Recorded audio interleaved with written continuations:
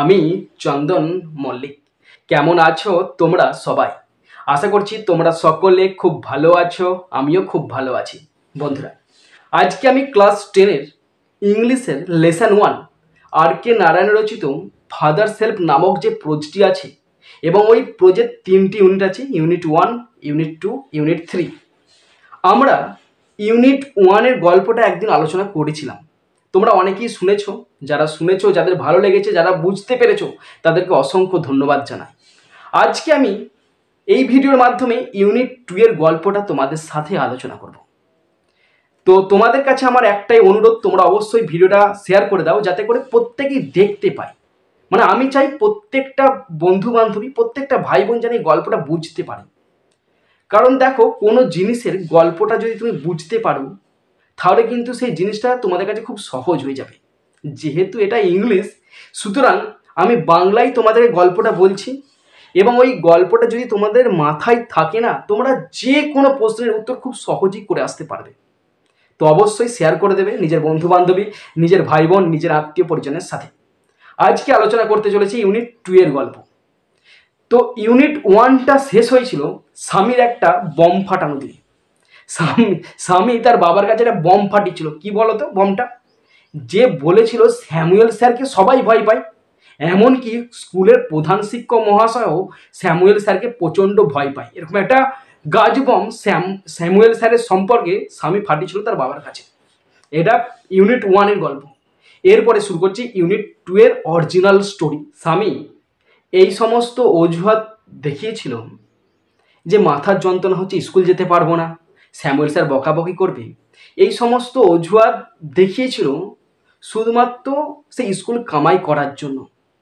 কিন্তু সে তার পুরো প্ল্যানটাই ভেস্তে গিয়েছিল যখন সে তার বাবাকে বোঝাতে পারেনি, যে এই সমস্ত ব্যাপারগুলো বোঝাতে পারেনি, তখন পুরো প্ল্যানটাই ভেস্তে গিয়েছিল। স্বামীর কোনো কথাই তার বাবা শোনেনি। এটা তো সাধারণত হয়ে থাকে যে কোনো বাবা তার ছেলের কথা শোনে কি? মোটেই না, 100% নো। কিন্তু বেশিরভাগ ক্ষেত্রে শোনে, ছেলে যখন যুক্তি সহকারে কথা বলে তখন বাবা কথা শোনে, নাহলে কোনো ছেলেকে তার বাবা প্রশ্রয় দেয় না।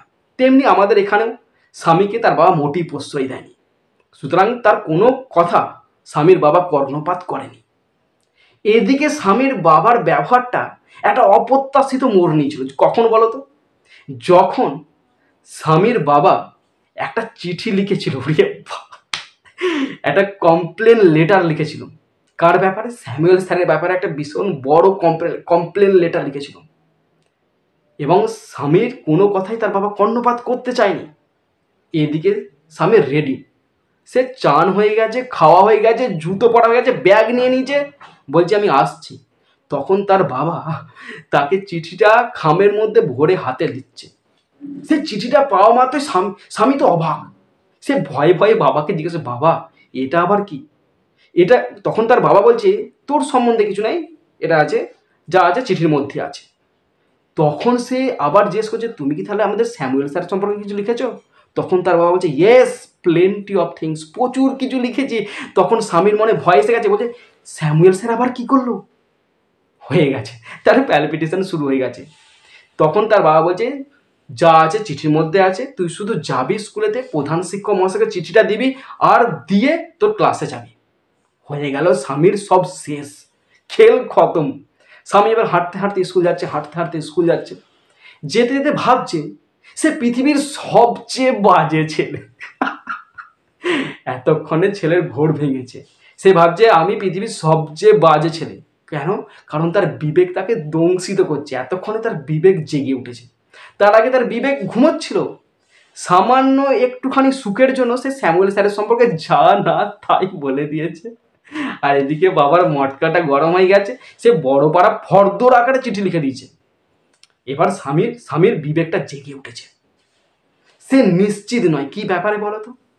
স্যামুয়েল স্যারের সম্পর্কে যে বর্ণনাগুলো দিয়েছিল সেইগুলোর ব্যাপারে সে নিশ্চিত নয়। তার মানে কি? তার মানে বাস্তবে স্যামুয়েল স্যার হয় এক, আর তার কল্পনায় হয় এক। তাই সে বাস্তবের সঙ্গে কল্পনাকে পুরো তালগোল মিশিয়ে একটা বিত্তি জগা খিচুড়ি করে ফেলেছে।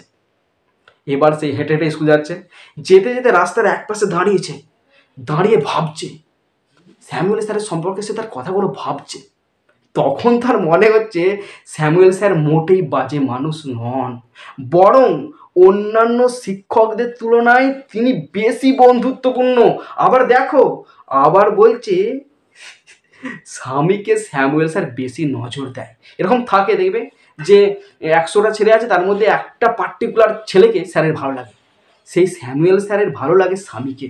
সবসময় বলে, স্বামী তুই অঙ্কটা করেছিস, স্বামী তুই অঙ্কটা করেছিস, স্বামী তুই এই পড়াটা করেছিস, বাড়ি কাজ করে এনেছিস। আর এইদিকে দেখো, স্বামী দিয়েছে স্যারের সম্পর্কে যা তা তাই বলে একবারে স্যারের বাবার মন বেশি দিয়েছে, বাবা দিয়েছে বিশাল বড় ফর্দ আকারে চিঠি লিখে। স্যামুয়েলের হ্যাং, স্যামুয়েল বলছে স্বামীর হ্যাং হয়ে গেছে। স্বামী তো এবার ভাবছে যে সে করলোটা কি। এইসব 7-5 ভেবে স্বামীর মাথা আজকে বন বন করে ঘুরতে লাগিয়েছে। সে স্থির করতে পারছে না চিঠিতে স্যামুয়েল স্যারের ব্যাপারে যে অভিযোগগুলো করা আছে সেই অভিযোগের তিনি আদৌ যোগ্য পাত্র কি পাত্র নন, সে স্থির করতে পারছে না। হয়তো স্যারের সম্পর্কে সে আজকে অনেক আজগুবি কথা বলেছে, তাই সে নিজেকে তো ক্ষমা করতে পারবেই না।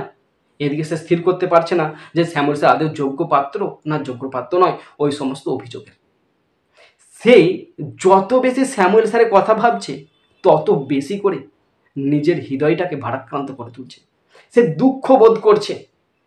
সে যত স্যামুয়েল স্যারের কথা ভাবছে তত দুঃখ পাচ্ছে। তার মানেটা কি? সে স্যামুয়েল স্যারের চেহারাটা তার মনেতে আনছে। স্যামুয়েল স্যার দেখতে কেমন? স্যামুয়েল স্যারের মুখটা কালো, তার পাতলা গোঁপ আছে, হালকা দাড়ি আছে, হলুদ কোট পরে আছে। এই সমস্ত ভেবে স্বামীর হৃদয়টা ভারাক্রান্ত হয়ে উঠেছে, দুঃখে পরিপূর্ণ হয়ে উঠেছে। প্রথম ইউনিট শেষ ছিল, বম ফাটিয়ে শেষ হয়েছিল, আর এখন বম ফাটানোর ফল হচ্ছে সেকেন্ড ইউনিট। সেকেন্ড ইউনিটটা শেষ হচ্ছে দুঃখ ভারাক্রান্ত হৃদয় দিয়ে শেষ হচ্ছে।